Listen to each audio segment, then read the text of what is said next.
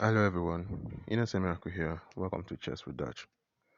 Today we'll be talking about the concept of draws in chess and how you can achieve a draw in your chess games. So without further ado, let's get started.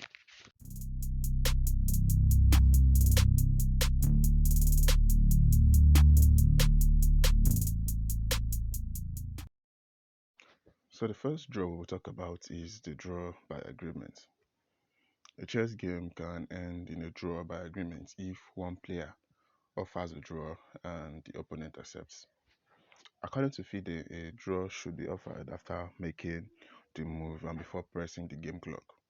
Then the score sheet should be marked as equal to.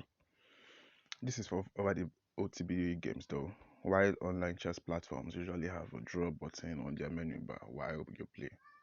So what happens after a player offers a draw before making a move? Well, in that case, the opponent has the option of requesting a move before deciding whether or not to accept the draw offer.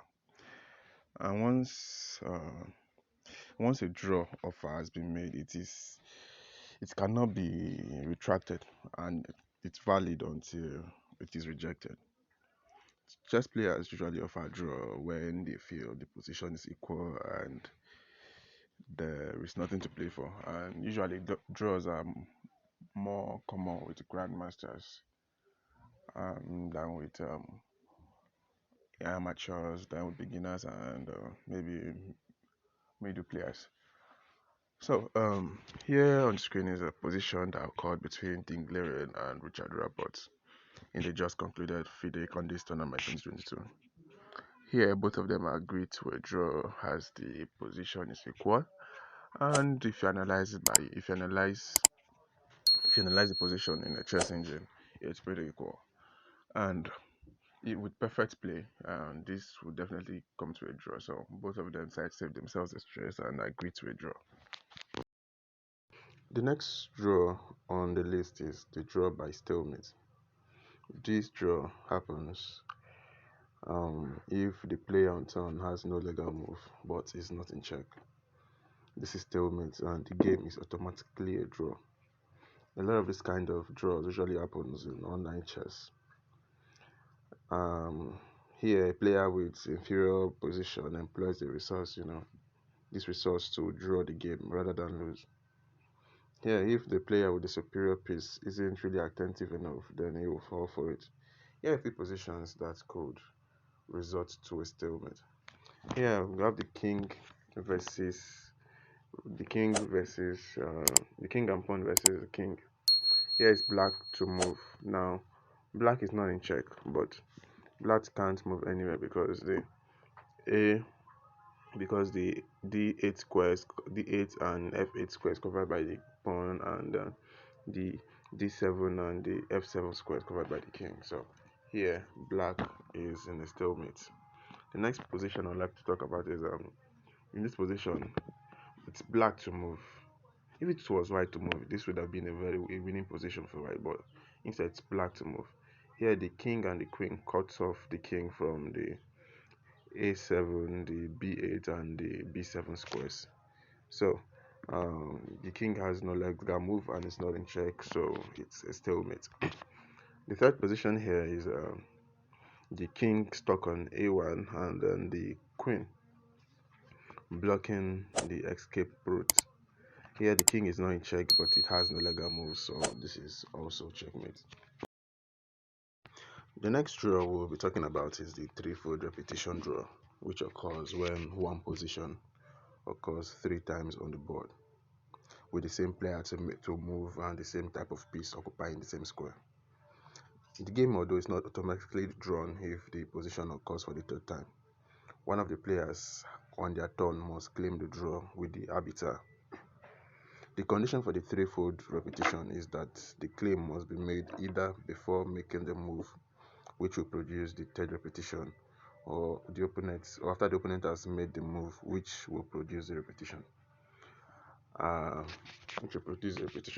Here I have an example here.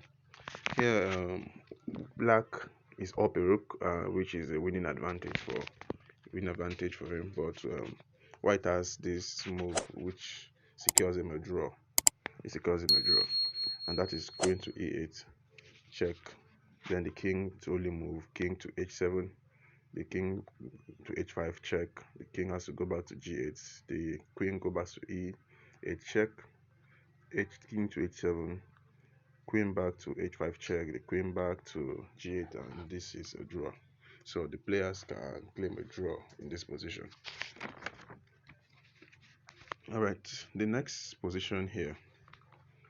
Uh, here, White is clearly winning because he has an advanced pawn on c7. So the only way White could save the position, and Black has to give up one of the rooks. So Black plays this interesting move. Rook takes on c7, which is a brilliant move. Now this move is going to secure Black is perpetual. So Queen has to take, Queen takes. Now Black plays knight to g4, threatening mate in one. So the pawn has to take, h takes on g4. Now queen to f2 check, king to h1, king to h4 check, king to g1, king to f2 check, king to h1, king to h4 check, king to g1, king to f, queen to f2 check, and this is a draw.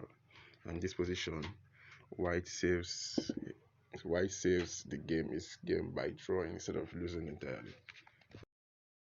Alright, before we continue, if you've made it thus far in the video, I simply ask of you to like the video, subscribe to the channel, and drop a comment down below in the comment section to support the channel and to help us rank higher with the YouTube algorithm. Now, getting back to the video, the fourth draw we're going to talk about is draw by the fivefold repetition. And this is not a common draw, but this occurs when a particular position occurs 5 times.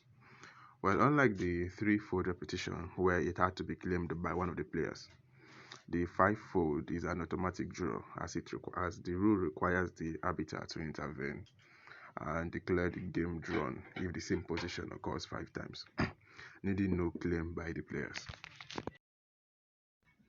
Alright, the next one we have is the draw by perpetual check. So perpetual check is a situation in which one player can force a draw by unending series of check. This is usually because the checking player cannot deliver checkmates, and failing to continue the series of check gives the opponent at least a chance to win. Although a game by perpetual check is no longer a rule of chess, however, such situation will eventually lead to either a threefold repetition, fivefold repetition, or even the 50-move rule. Alright, the next draw we're going to talk about is the 50-move rule. The 50-move rule in chess states that a player can claim a draw if no capture has been made and no pawn has been moved in the last 50 moves. Well, the purpose of the move is, to prevent a player with no chance of winning from playing indefinitely. Here's an example. Here, the 50-move rule is one of the least understood rules in chess. The rule essentially states that if no progress is made after 50 moves by both players, a game is declared a draw. Progress is defined by the capture of any piece or the movement of a pawn. If 50 moves by each player are made without either of these events, then each player may claim a draw. For example, the game below. We have white plays d4, h4 check. This move, they keep playing, they kept playing, and then this kept going on for like 50 moves. Kept playing, check, check, kept playing. Yeah, so kept playing until about 50 moves, and then the game is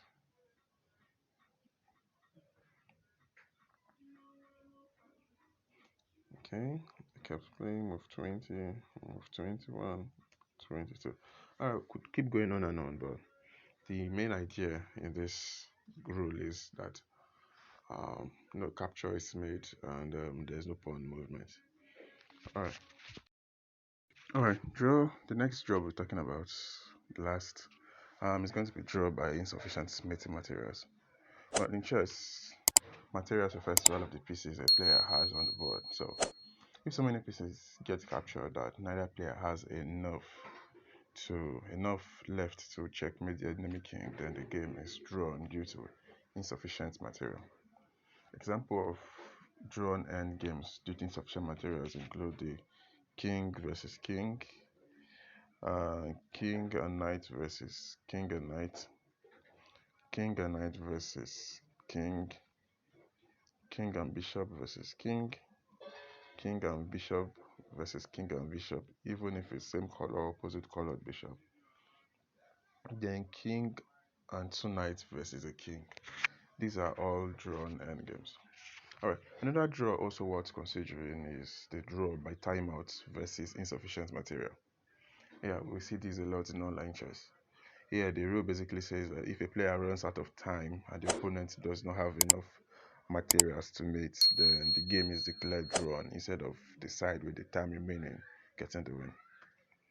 So that's it for this video. If you enjoyed the video, please like the video, subscribe to the channel, turn on the notification bell to be notified when next we post. Until then, check.